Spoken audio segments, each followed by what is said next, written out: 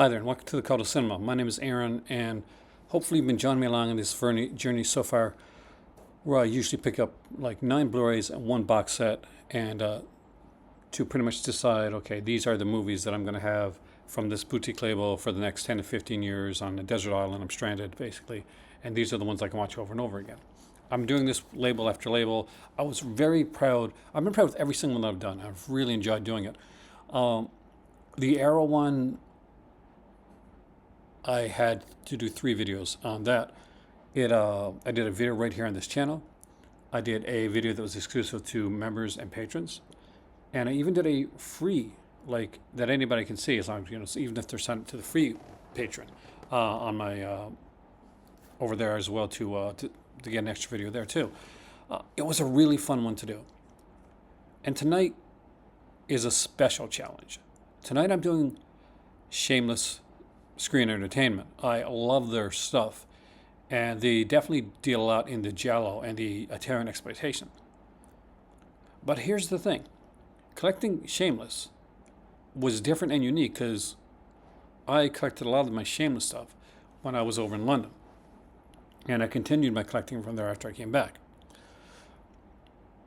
But Shameless primarily, for me, was a DVD company. They didn't do a lot of Blu-ray. So when I was going to do this series, I initially thought, okay, I can't do the Shameless one because there's pretty much all DVD. I'd have like maybe 5 or 6 Blu-rays. So it'd be harder to do. But as I've been going through here, with each new label that I do, there's always a unique and different challenge. So for this one, it is 8 DVDs, 1 Blu-ray, and 1 box set.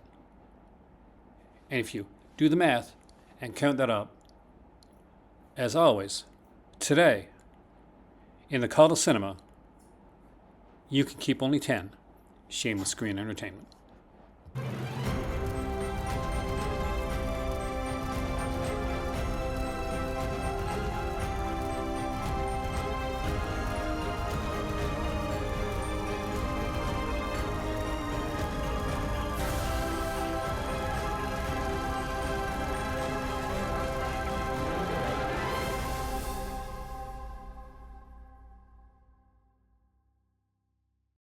If you haven't collected Shameless Screen Entertainment before, some of these titles may seem familiar to you if you're a Vinegar Syndrome fan, for instance, because some of these titles would find their way over to the Forgotten Giallo box sets.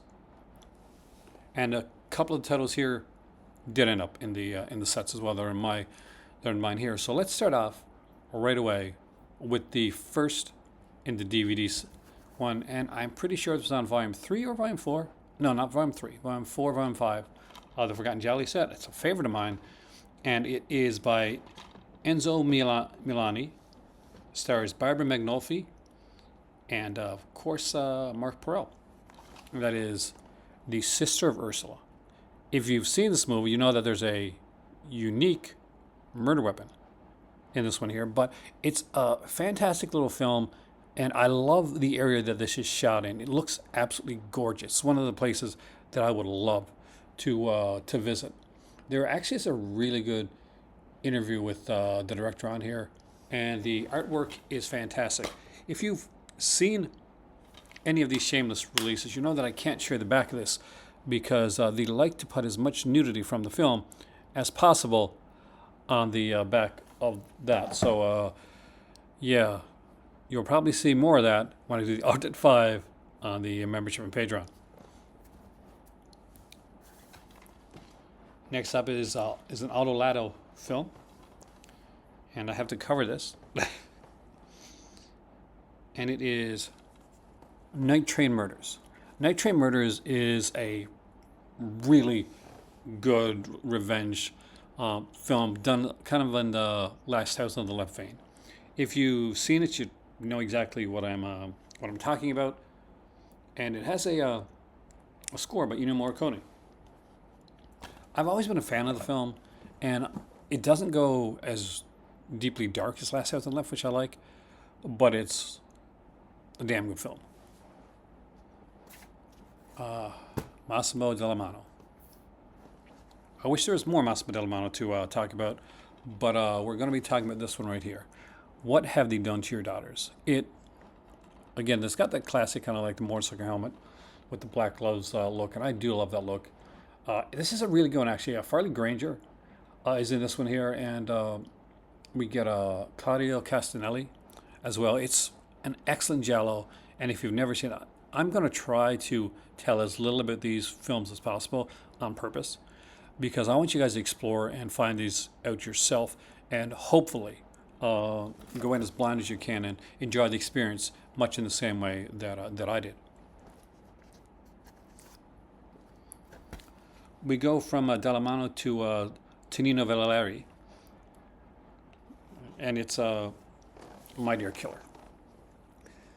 So another fantastic one. It's an unusual film, and it's one of those that me and my dad actually we watched this one when I was at his place, and on one of these streaming service things because we were upstairs, and it was late, and we just like finished the movie, so we'll watch one more, and we didn't want to go back downstairs to get a film, so we just turned on like the Roku, and I think it was on Shutter, maybe it's on Shutter, I think, and we watched this, and then 2 nights later, like we forgot that we'd watched it, and we started to watch it again. We got to the opening of it, and we're like, oh no, this is one we just saw a couple nights ago.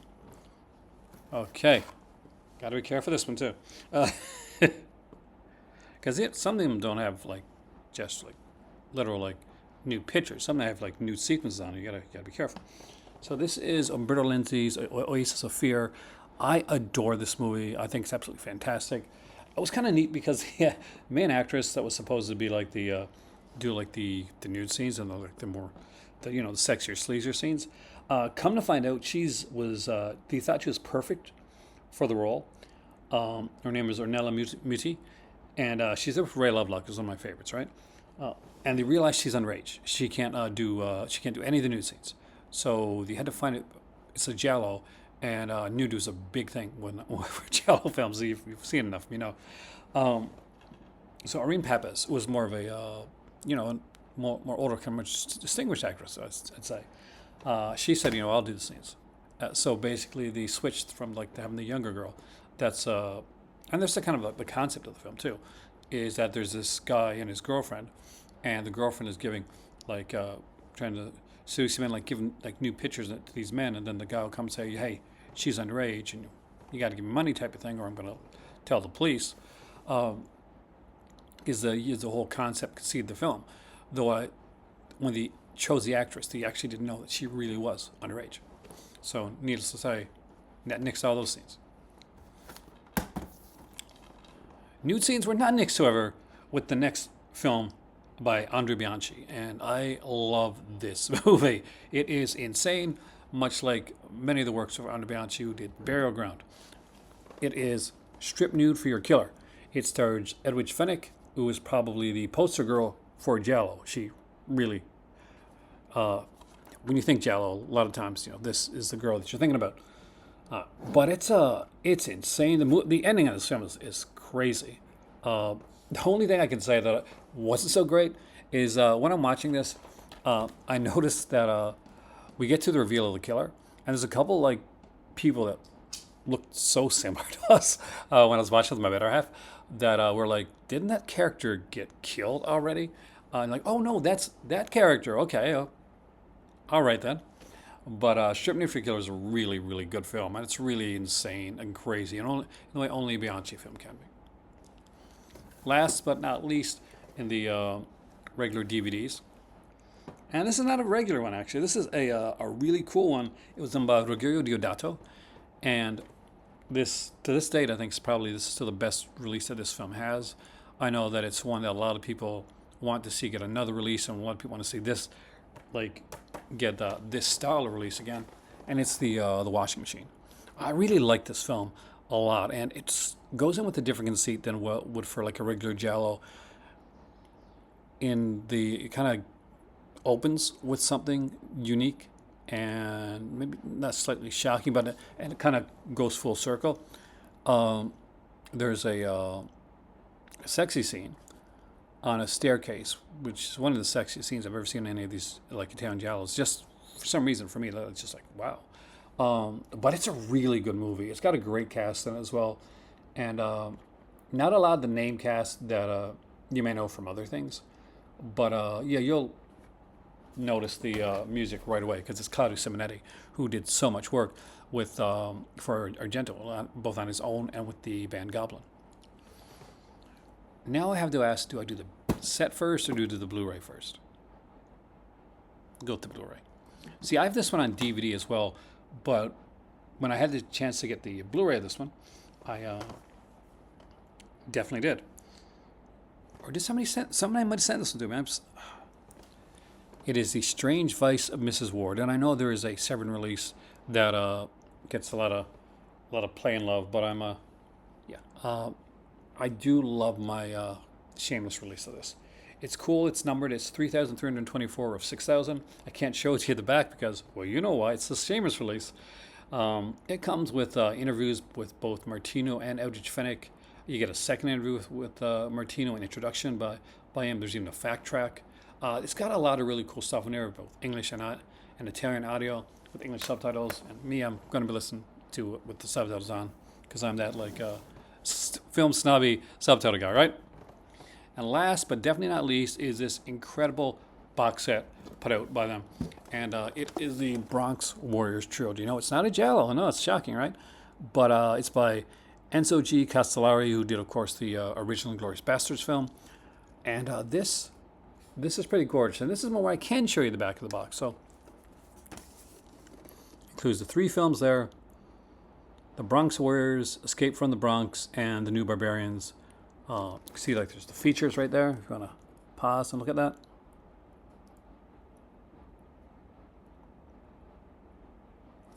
It's just such a fun set. Yes, it is embossed, which adds, definitely adds to the feel and look of it. What's really neat is the early Shameless releases, when they all came together. And you won't see it here because it'll tell as well, but they all would, when you put them all on the spines together like that, it spelled out the word Shameless. So what do you think? What are your 10 Shameless screen entertainment releases that you love? Remember, it's 9 singles and 1 box set, and you can choose to do 9 DVDs and a Blu-ray and a box set if you want to, or you can do it in your own uniquely different way. Either way, let me know in the comment section down below. As always, there will be the bonus video coming up for my patrons and members, and I'm excited to see, one, because Shameless is a company that may not be as known as, say, like a Criterion or Vinegar Syndrome, but this, as many people will actually look and share and like this one as you would a more famous label. And because their titles are so different, I really want to see exactly what you guys would choose. If you collect Shameless, yeah, what different films are you going to have on your list than that may not have been on mine?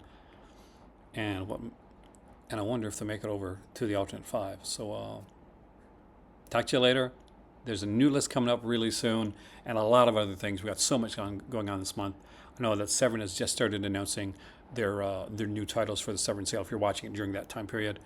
So much to look forward to on the channel. See you next time, right here in the Call to Cinema. Oh God.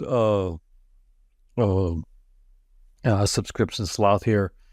Just want to remind you that I know in the summertime especially it can be super warm and lazy. But if you're liking this video, make sure to like, share, and subscribe. And if you want to go that step further and join the Patreon, there's a link for that down below. You can super sticker, super chat, or donate. But above all, just lie back and enjoy the video, because that's what I'm going to do.